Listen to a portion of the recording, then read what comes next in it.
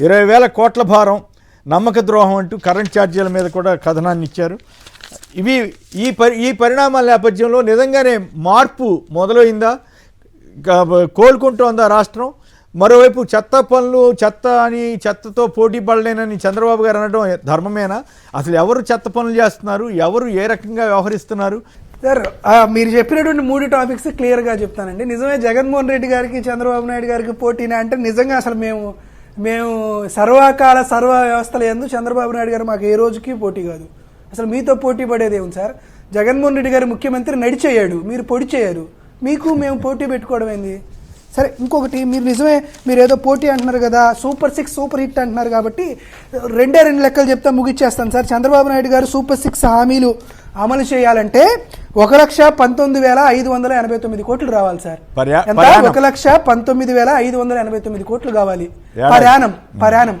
మీరు 2024-25 అంటే మీ మొదటి ఏడాదిలో 1,19,589 రూపాయలకు గాను కోట్లకు గాను మీరు ఖర్చు పెట్టింది 17,179 కోట్లు. మీకు జగన్మోహన్ రెడ్డి గారికి పోటీనా? మీరు చెప్పుకోవడానికన్నా మీకన్నా ఉండాలి కదా. మీకు జగన్మోహన్ రెడ్డి గారికి పోటీనా? 2025-26 ఈ ఆర్థిక సంవత్సరం చూద్దాం. 1,19,589 కోట్లకు గాను మీరు బడ్జెట్లో పెట్టింది 32,460 కోట్ల రూపాయలు బడ్జెట్లో పెట్టింది. రేపు మార్చి మీరు ఫిబ్రవరి 17 నుంచో ఎప్పుడో మీరు బడ్జెట్ అంటున్నారు కదా, దాంట్లో చూస్తాం మీరు 17,000 కంటే ₹1 కూడా ఎక్కువ పెట్టేది. జగన్మోహన్ రెడ్డి గారు సుమారుగా 76 పథకాలు పెట్టి సుమారుగా 5.5 లక్షల కోట్ల రూపాయలు డైరెక్ట్ బెనిఫిట్ ట్రాన్స్ఫర్ ద్వారా నవరత్నాలు పథకాలు అమలు చేసినటువంటి జగన్మోహన్ రెడ్డి గారి స్థాయికి చంద్రబాబు నాయుడు గారి స్థాయికి ఏంది? మీతో అసలు మేము పోటీ పడాలా? మీతో అసలు ఆలోచన జ్ఞానం ఉందా? కాబట్టి అది ఎందుకొకటి కాదు. ఇంకో పాయింట్ కూడా చెప్పారు కాబట్టి చెప్పేద్దాం. చంద్రబాబు నాయుడు గారు జగన్మోహన్ రెడ్డి గారు పెంచేస్తున్నారు కరెంటు ఛార్జీలు, నేను వస్తే అసలు పెంచనని చెప్పారు కదా. 2 చూపిస్తాను చూడండి సార్. ఇది 25/10/2024 వారు ఇచ్చినటువంటి ప్రెస్ నోటు, ఏపీఈఆర్సీ ఇచ్చినటువంటి ప్రెస్ నోటు. దీంట్లో ఏం చెప్పారు? 6,072 కోట్ల 7,072 crores రికార్డ్ అప్రూవ్డ్ మీరు ఇచ్చింది. ఎప్పుడు? 25/10/2024 ఇది ఒకటి. తర్వాత ఎమ్మటిని 29/11/2024 6,543 కోట్ల రూపాయలు. ఇదే మార్పు. సుమారుగా మీరు ఇప్పుడే 20,000 కోట్ల రూపాయలు ఆల్రెడీ మీరు 13,000 కోట్ల రూపాయలు ఆల్రెడీ తీసుకున్నారు. మళ్ళీ ఇంకా 7,000 కోట్ల రూపాయలకి లెక్క వస్తుంది. ఇంకొక అద్భుతమైనటువంటి విషయం చెప్తాను సార్. ఈ మార్పు జగన్మోహన్ రెడ్డి గారు పోటీ పడలేరు, ఇది మాత్రం నేను ఒప్పుకుంటున్నా. ఇప్పుడు చెప్పబోయే మార్పులో జగన్మోహన్ రెడ్డి గారు చంద్రబాబు నాయుడు గారితో ఏ రోజు పోటీ పడలేరు సార్. ఎవరైనా దొంగెళ్ళి ఎస్బీఐ బ్యాంకులో చోరీ చేశాడు సార్. చోరీ చేసిన తర్వాత పోలీసులు పట్టుకున్నారు సార్. పట్టుకున్న తర్వాత దొంగ ఏం చెప్తున్నాడు? సార్, ఇది నేను చోరీ చేసినటువంటి చొత్తుని నేను చాలా కష్టపడి చోరీ చేశాను, కాబట్టి మీరు ధర్మంగా చోరీ చేసిన డబ్బుని నాకు ఇచ్చేసేయండి అని లెటర్ పెట్టుకుంటే తలకాయ ఉన్నవాడు ఎవడైనా సరే దొంగ ఆ చోరీ మొత్తాన్ని దొంగతనం చేసిన దొంగకి ఇస్తారా? కానీ చంద్రబాబు నాయుడు గారు ఇస్తారు కాబట్టి మేము పోటీ పడలేం. ఎందుకంటే ఇది చూడండి సార్, ఇది విశాఖపట్నం మహానగరపాలక సంస్థలో మొన్న ఇచ్చినటువంటి తీర్మానం నెంబర్ 15వ తీర్మానం ఆర్సీ నెంబర్ 1992/26. ఎందుకు చెప్తారా సార్? ఆశ్చర్యకంగా బాలకృష్ణ గారి వియ్యంకుడు నారా లోకేష్ గారి తోరలుడు గారు భరత్ గారు ఏమి లెటర్ రాశారంటే, అయ్యా మేము ఎప్పటి నుండో ఒక 54 ఎకరాల 79 సెంట్ల, అదే సార్ బాలకృష్ణ గారు వియ్యంకులే కదా వాళ్ళందరూ, అందుకని చెప్తున్నా. 54 ఎకరాల 79 సెంట్ల ప్రభుత్వ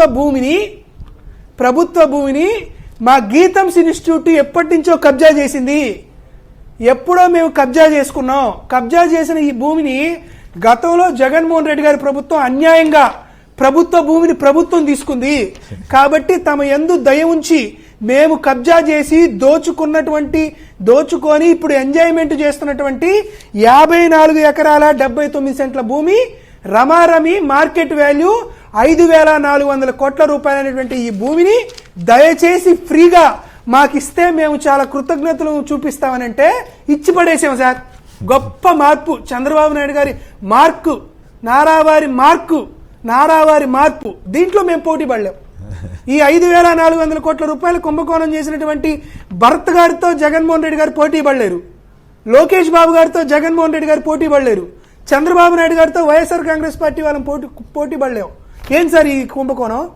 జగన్మోహన్ రెడ్డి గారు దళితులకు చెందాలి భూములు, నిరుపేదలకు చెందాలి, చదువుకునేటువంటి విద్యార్థులకి ఈ భూములు చెందాలంటే పచ్చిగా గాంధీ గారి పేరుతో నువ్వు గీతంస్ ఇన్స్టిట్యూట్ పెట్టి భూములు కబ్జా చేసిన భూముల్ని ప్రభుత్వం ద్వారా రెగ్యులరైజేషన్, క్రమబద్ధీకరణ చేసుకుంటూ బదలాయింపు చేసుకుంటూ మీరు నిర్లజ్జగా ప్రజల ముందు భూములు కొట్టేయడానికి మీరు తీసుకొని వస్తే మీరా మార్పు చేసేది?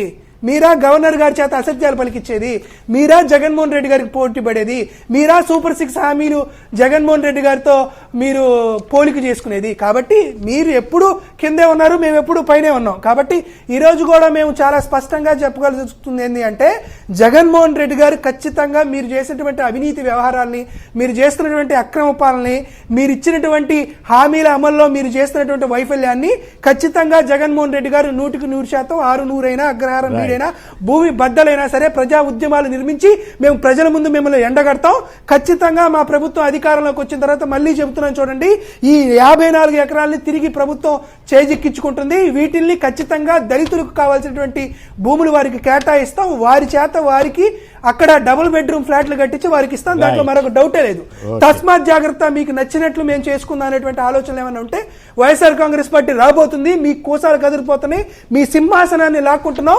ఖచ్చితంగా కుర్చీ ఖాళీ చేసేటువంటి రోజులు వస్తాయనే విషయాన్ని మీ అందరికి మనవి చేస్తున్నాం. కొమ్మినేని గారు, బేసిక్ గా గవర్నర్ ప్రసంగం చూసినప్పుడు గవర్నర్ మీకు తెలుసు కేబినెట్ ఇచ్చినటువంటి నోట్నే ప్రజెంట్ చేస్తారు వాళ్ళు. ఆంధ్రప్రదేశ్ ప్రభుత్వ మాటని చెప్తాడు.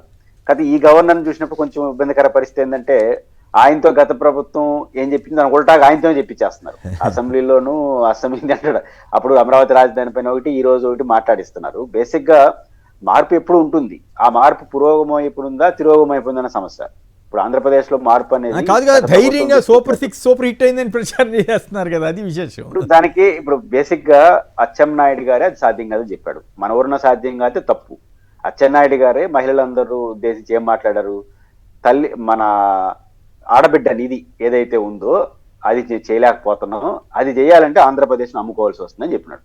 అంటే ఆయన డైరెక్ట్ గా అన్నది కేబినెట్, మీ సహచర కేబినెట్ మంత్రి అచ్చెన్నాయుడు గారు సీనియర్ మంత్రే ఆడబిడ్డ నిధి అమలు చేయాలంటే ఆంధ్ర రాష్ట్రం అమ్ముకోవాల్సి వస్తుందని ఆన్ రికార్డు మాట్లాడినాడు. ఇప్పుడు ఆయనే అమలు కాలేదని ఒప్పుకున్నట్టే కదా. కాబట్టి ఇంక మీ కేబినెట్ మంత్రి అమలు కాలేదని చెప్పిన తర్వాత రాష్ట్ర ప్రజలకు ముందుకు వచ్చి సూపర్ 6 సూపర్ హిట్ అంటే కేబినెట్ నొప్పించండి ఫస్ట్, ಮತ್ತೆ రాష్ట్రం అంతా తర్వాత సంగతి. కాబట్టి కేబినెట్ మంత్రి ప్రకారమే అది సాధ్యం కాదని తేలిపింది. కాబట్టి సూపర్ 6 అమలు కాలేదు.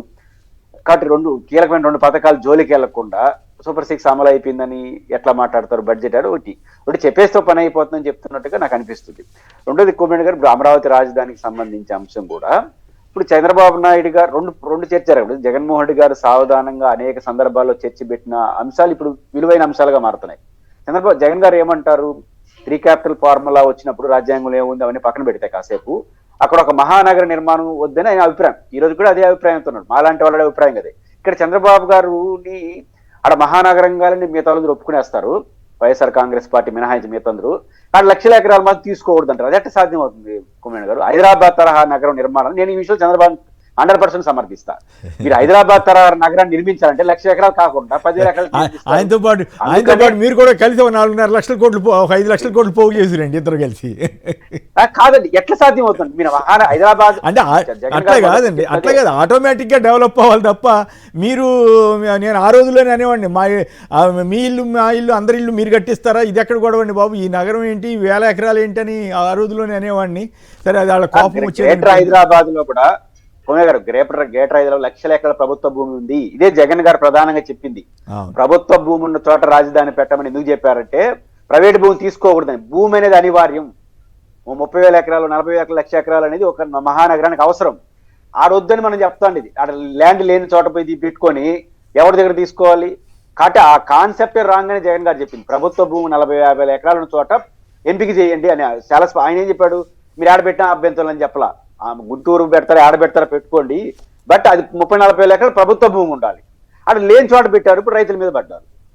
కాబట్టి ఇప్పుడు తను సమర్థించే వాళ్ళు పునరాలోచన చేసుకోవాలి. ఇట్లాంటి కాన్సెప్ట్ పోతే చివరికి మనకే వస్తుంది. ఇప్పుడు ఎవరికి బాధపడుతుంది? ఎవరు? రాష్ట్ర ప్రజలు అందరూ కాదు, అక్కడున్న రైతులే. మా భూమి కోసం ఫస్ట్ 33 ఎకరాలు సంతోషంగా ఇచ్చేసినారు, సంతోషం. ఆ తర్వాత ప్రతి ప్రకటనకి భయపడిపోతున్నారు, నా ఊరికి వస్తుందా, నా ఊరికి వస్తుందా, నా ఊరికి వస్తుందని.